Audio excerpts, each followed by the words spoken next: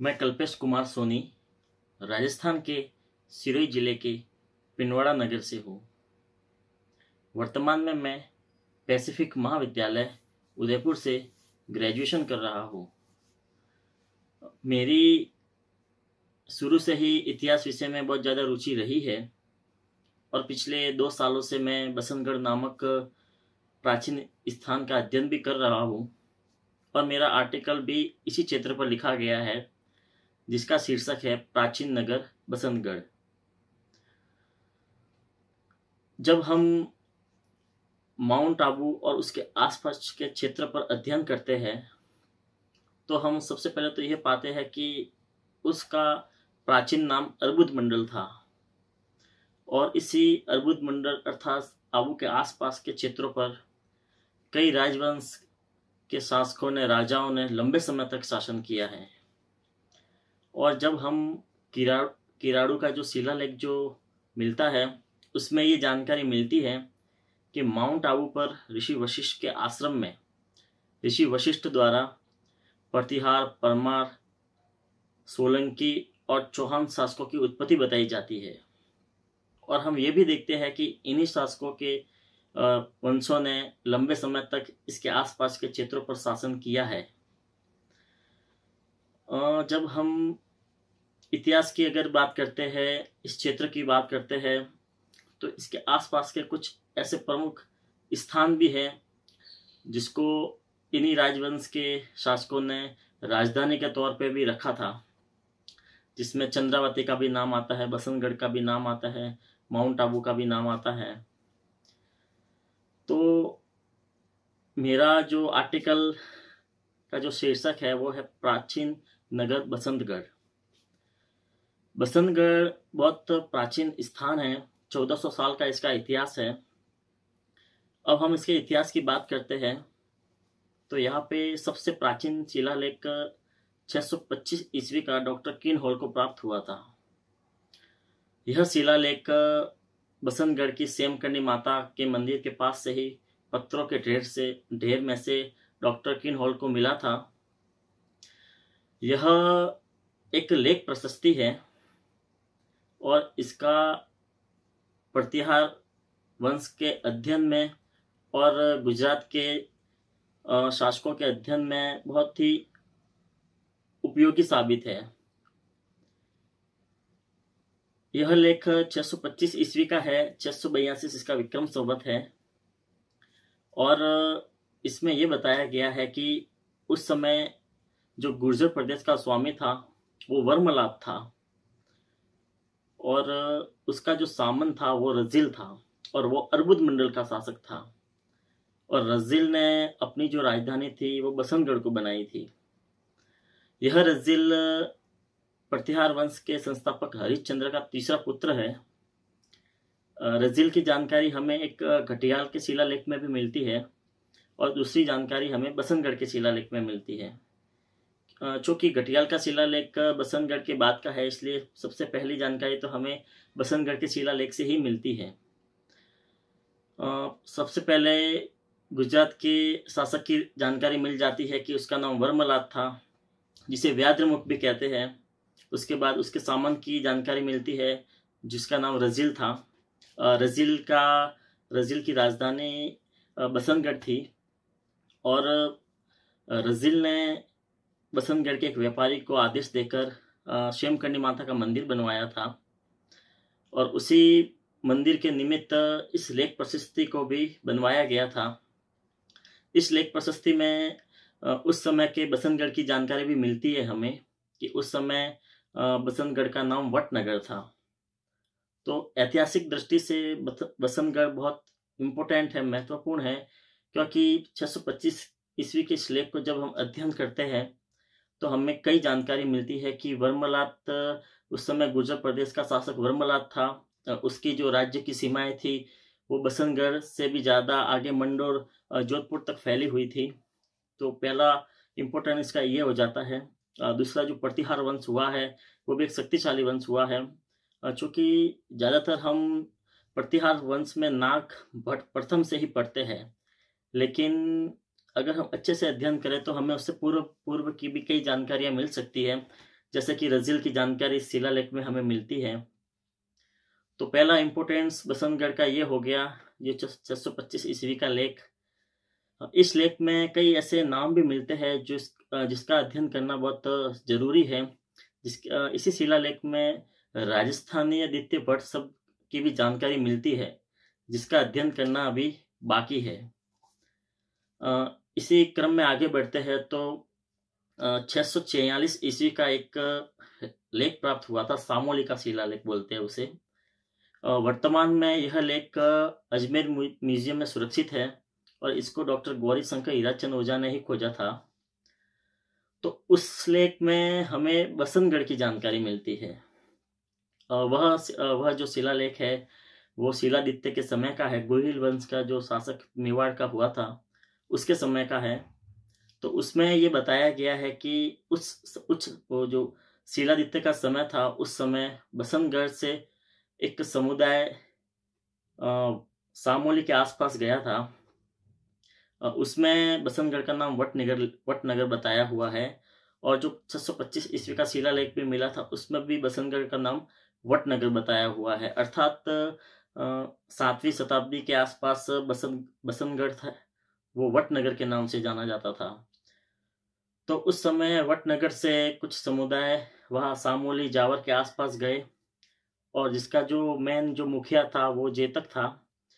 तो वो बसंतगढ़ से वहाँ गए, वहाँ उसने जावर माता का मंदिर बनवाया, भजन कीर्तन करवाए और उस जेतक की वहीं पे मृत्यु हो गई थी। तो सामोली के शिलालेख से हमें बसंतगढ़ की जानकारी मिलती है, बसंतगढ़ के नगर की जानकारी मिलती है और ये भी जानकारी मिलती है कि उस समय बसंतगढ़ के जो लोग थे वो आर्थिक दृष्टि से मजबूत थे। क्योंकि इससे जो पहले का शिलालेख जब हम पढ़ते हैं, जो लेख प्रशस्ति बोलते हैं कि सत्यदेव नाम के एक व्यापारी ने मंदिर बनवाया।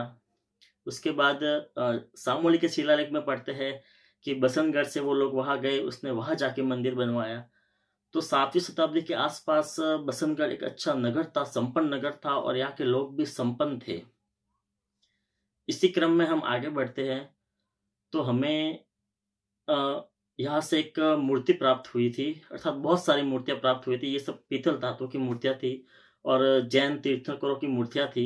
एक खजाना प्राप्त हुआ था जिसमें सबसे प्राचीन मूर्ति 687 ईस्वी की थी। वह पीतल की मूर्ति थी और खड़े आकार में थी। तो उस लेख में उस समय के एक शिल्पकार की जानकारी मिलती है जिसका नाम शिवनाग था। और शिवनाग शिल्पकारी में जो प्रजापति ब्रह्मा जी है उनके समान संपन्न था बनाने में, मतलब वो इतना मूर्तियों का निर्माण करने में परिपूर्ण था।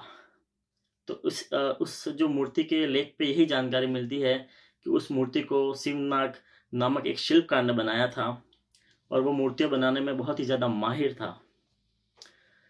तीसरी जानकारी के बाद हमें सब इसी क्रम में आगे बढ़ते हैं तो 1042 ईस्वी का लेख प्रशस्ति प्राप्त हुई थी। इस लेख प्रशस्ति को भी डॉक्टर गौरी शंकर हीराचंद ओझा ने ही खोजा था। यह लेख प्रशस्ति वहाँ के एक भील ने वहाँ की बावड़ी में डाल दी थी। तो गौरी शंकर हीराचंद ओझा जी ने बहुत प्रयत्न करके उसको निकलवाई। यह लेख प्रशस्ति आबू के परमार शासकों के अध्ययन में बहुत ही उपयोगी है, क्योंकि बहुत कम ऐसी प्रशस्तियां मिलती है जिसमें उनके वंशों की जो वंशावली मिलती है हमें। तो 1042 ईस्वी की ये लेख प्रशस्ति आबू के परमार शासकों को समर्पित है। इस लेख प्रशस्ति में सबसे पहले उत्पल राज से लगाकर पूरनपाल तक की वंशावली दी गई है। यह उत्पल राज सबसे पहले उत्पल राज, आरण्य राज, कृष्ण राज, महिपाल, धुंधक और पूरनपाल, यहाँ तक की ये वंशावली दी गई है। धुंधक सोलंकी शासक भीमदेव के समय उनका सामंत था और धुंधक के समय ही माउंट आबू में 1031 ईस्वी में देलवाड़ा का जैन मंदिर बना था। तो उसके जो पुत्र था पूरनपाल, उसने बसंतगढ़ को अपनी राजधानी बनाया था और वो बसंतगढ़ में ही रहता था। तो पूरनपाल की माँ का नाम भी इसमें पढ़ने को मिलता है जिसका नाम अमृता देवी था। और पूरनपाल की बहन का नाम भी इस लेख में पढ़ने को मिलता है, जिसका नाम लाहिनी था। तो लाहिनी का विवाह विग्रहराज से हुआ था, और लाहिनी जब विधवा हो गई थी तो वो फिर बसंतगढ़ में आकर ही रहने लगी थी, और यहाँ रहकर उसने एक सरस्वती बावड़ी का निर्माण करवाया, जिसका बाद में नाम लाहिनी बावड़ी ही चला। फिर उसने यहाँ के टूटे हुए सूर्य मंदिर का जीर्णोद्धार करवाया। सूर्य मंदिर के बारे में ऐसा कहा जाता है कि इस मंदिर का निर्माण ऋषि वशिष्ठ ने करवाया था। इसका कोई पुरातात्विक स्रोत तो नहीं मिलता है, लेकिन पौराणिक इसकी जो मान्यता है उसमें यही कहते हैं कि इस मंदिर का निर्माण ऋषि वशिष्ठ ने करवाया था, और पुरातात्विक स्रोत के आधार पर इसका जीर्णोद्धार लाहिनी ने करवाया था। इसमें लाहिनी के जो पति था विग्रहराज, उसके वंश की भी थोड़ी बहुत जानकारी मिलती है। सबसे प्रमुख तो प्रतिहार वंश का जो वंश, परमार वंश, प्रतिहार नहीं, परमार वंश का जो क्रम है पूरा, उत्पल राज से लगाकर पूरनपाल तक, यह बहुत अच्छे से इस लेख प्रशस्ति में हमें पढ़ने को मिलती है। दूसरी इसमें धुंधक की पत्नी का नाम, पूरनपाल का नाम, लाहिनी का नाम। फिर इसमें यह भी बताया गया है कि पूरनपाल ने इसको एक नगर के रूप में बसाया था। यहाँ पे कई उसने मंदिर, जलाशय वगैरह मूर्तियों का निर्माण करवाया था, और अलग अलग बस्तियां भी स्थापित की थी। किसी बस्ती में सैनिक रहते थे, किसी बस्ती में ब्राह्मण लोग रहते थे, किसी बस्ती में गणिकाएं रहती थी। तो ये सब प्रकार की जानकारी इस लेख प्रशस्ति से हमें प्राप्त होती है। तो ये बहुत उपयोगी प्रशस्ति है परमार वंश की वंशावली जानने में, धुंधक के पुत्र के बारे में जानने में, धुंधक के बारे में जानने में, धुंधक की पुत्री के बारे में जानने में बहुत ही उपयोगी साबित है। पूरनपाल का उस समय 2 लेख और प्राप्त हुए हैं, जिसमें एक तो उसका लेख प्राप्त हुआ है सिरोही के ही वर्माण सूर्य मंदिर में, और दूसरा जो आज का जो पाली है उसका भाटुंड गांव है, वहाँ की बावड़ी में भी पूरनपाल का वो शिलालेख मिलता है। तो जिससे हमें ये कह सकते हैं कि उसका भी अच्छे से बड़े बड़े भूभाग पर अधिकार था, और इसकी मुख्य राजधानी बसंतगढ़ थी। इसी क्रम में हम आगे बढ़ते हैं तो इस क्षेत्र पर महाणा कुंभा का अधिकार मिलता है हमें, जिसका सबसे मोटा और बड़ा उदाहरण है यहाँ पर बना दुर्ग। यह दुर्ग कुंभलगढ़ दुर्ग की तरह ही बना हुआ है, लेकिन यह बहुत छोटा दुर्ग है। जैसे कुंभलगढ़ दुर्ग की जो दीवार है वो 36 किलोमीटर क्षेत्र में फैली हुई है, उसी तरह बसंतगढ़ दुर्ग की जो दीवार है वो 6 किलोमीटर क्षेत्र में फैली हुई है, और ये छोटी दीवार है, लेकिन आज भी हम इस दीवार को अच्छे से देख सकते हैं। महाराणा कुंभा के यहाँ अधिकार होने के 2 बड़े पुरातात्विक स्रोत मिलते हैं, जिसमें सबसे पहला है विजय स्तंभ पर जो कीर्ति प्रशस्ति है। उस कीर्ति प्रशस्ति में श्लोक संख्या 7 और 8 पर यह जानकारी मिलती है कि महाराणा कुंभा ने उजड़े हुए वसंतपुर को फिर से बसाया, और वहां विष्णु के निर्मित 7 जलाशय बनाए। महाराणा कुंभा के समय फिर इस क्षेत्र का नाम वसंतपुर हो गया था। इससे पहले वटपुर, वटनगर यही चला आता था। वशिष्ठपुर भी कहते थे इसके, क्योंकि जब हम ये 1042 ईस्वी का लेख पढ़ते हैं तो उसमें वशिष्ठपुर भी नाम मिलता है, और वटपुर और वटनगर भी नाम मिलता है। लेकिन जब कुंभा ने इस क्षेत्र को बसाया, इस क्षेत्र पर अधिकार किया, तब इसका नाम वसंतपुर था। तो जिस तरह उस लेख प्रशस्ति, जो कीर्ति स्तंभ की जो लेख प्रशस्ति है, उसमें ये जानकारी मिलती है कि कुंभा ने उजड़े हुए बसंतगढ़ को पुनः बसाया और विष्णु के निर्मित 7 जलाशय बनाए। तो विष्णु के निर्मित अर्थात विष्णु की मूर्ति और वो 7 जलाशय आज भी हम बसंतगढ़ में देख सकते हैं। दूसरी महाराणा कुंभा के यहाँ अधिकार होने की जानकारी यहाँ से मिली, दूसरी मूर्ति से मिलती है। यह मूर्ति भी ठीक उसी तरह बनाई गई थी जो 687 ईस्वी की मूर्ति जो मिली थी, उसी तरह की मूर्ति थी। ये भी पीतल की मूर्ति थी और खड़े आकार में थी। इसी मूर्ति लेख पर यह जानकारी मिलती है कि जैन समाज के एक परिवार ने महाराणा कुंभा का आदेश लेकर वसंतपुर में टूटे हुए जैन मंदिर का जीर्णोद्धार करवाया था और इस मूर्ति की स्थापना की थी। तो 2 बड़े पुरातात्विक इसके ये स्रोत मिलते हैं हमें। और आज भी हम अगर बसंतगढ़ को देखते हैं तो हमें वो सब सारी पुरातात्विक चीज़ें हमें बहुत संख्या में देखने को मिलती है। चूँकि ये बहुत क्षेत्रफल की दृष्टि से तो बहुत छोटा है, लेकिन जब हम इसका जो पुरातात्विक स्रोत देखते हैं तो हमें वहाँ कई मंदिर, दुर्ग, बावड़ियाँ, मूर्तियाँ सब देखने को मिलती हैं। और करीब 1900 ईस्वी के आसपास ही यहाँ की जो जैन मंदिर के तहखाने से बहुत सारी पीतल की धातु की जैन प्रतिमा प्राप्त हुई थी, जो आज भी हमारे पिंडवाड़ा के जैन मंदिर में हम देख सकते हैं। मैंने स्वयं भी देखी है। तो बसंतगढ़ का सांस्कृतिक धार्मिक दृष्टि से बहुत ज़्यादा इम्पोर्टेंस है, क्योंकि जब हम इसके पूरे काल को देखते हैं तो हम ये जान पाते हैं कि लंबे समय तक बसंतगढ़ पर अलग अलग राजाओं ने शासन किया है, और हर किसी शासक की इच्छा रहती थी कि वो बसंतगढ़ पर अपना अधिकार रखे। क्योंकि सबसे पहले हम वर्मलात का शिलालेख पढ़ते हैं, जिसमें रजिल की जानकारी मिलती है, मंदिर बनाने की जानकारी मिलती है, फिर वो उस समय की मूर्तियां हमको मिलती हैं। उसके बाद शामोली के शिलालेख में बसंतगढ़ की जानकारी मिलती है। ऐसा बहुत कम होता है कि दूसरे नगर की जानकारी किसी शिलालेख में मिलती है, क्योंकि जो समुदाय यहाँ से गया था वो ज़्यादा इतना इम्पोर्टेंट नहीं था, लेकिन उन्होंने जाके वहाँ शामोली जावर में जो मंदिर बनवाया, जिससे वो लोग ज़्यादा इम्पोर्टेंट हो गए। उनकी वजह से बसंतगढ़ भी ज़्यादा इम्पोर्टेंट हो गया, और बसंतगढ़ के बारे में हम आज अच्छे से बोल सकते हैं कि उस समय बसंतगढ़ बहुत संपन्न नगर था। उसके बाद 1042 ईस्वी की लेख प्रशस्ति में परमार वंशों की जानकारी मिलती है, उनके वंशावली की जानकारी मिलती है। उत्पल राज से लगाकर पूरनपाल तक की वंशावली मिलती है। धुंधक के पुत्र की जानकारी मिलती है, धुंधक की पत्नी की जानकारी मिलती है, धुंधक की पुत्री की जानकारी मिलती है, और धुंधक का जो जमाई था विग्रहराज, उसकी जानकारी मिलती है, उसके वंश की जानकारी मिलती है। तो ऐसा बहुत कम होता है कि एक छोटे से स्थान पर इतनी सारी जानकारियां मिलना। ये इतिहास की दृष्टि से बहुत ज़्यादा महत्वपूर्ण है, क्योंकि जब बसंतगढ़ के हम लेख प्रशस्ति की बात करते हैं तो उसने इतिहास को जोड़ने का भी काम किया है कि पहले ये उनका शासन था, फिर इनका शासन रहा, फिर इनका अंत में महाना कुंभा का यह शासन रहा। और फिर ऐसा कहा जाता है कि महाना कुंभा की जब उसके पुत्र उदय सिंह ने धोखे से हत्या कर दी, उदय सिंह प्रथम ने धोखे से हत्या कर दी, और जब महाना कुंभा का यह अधिकार खत्म हो गया, उसके बाद मोहम्मद बेगड़ा ने बसंतगढ़ को पूरी तरह नष्ट कर दिया था।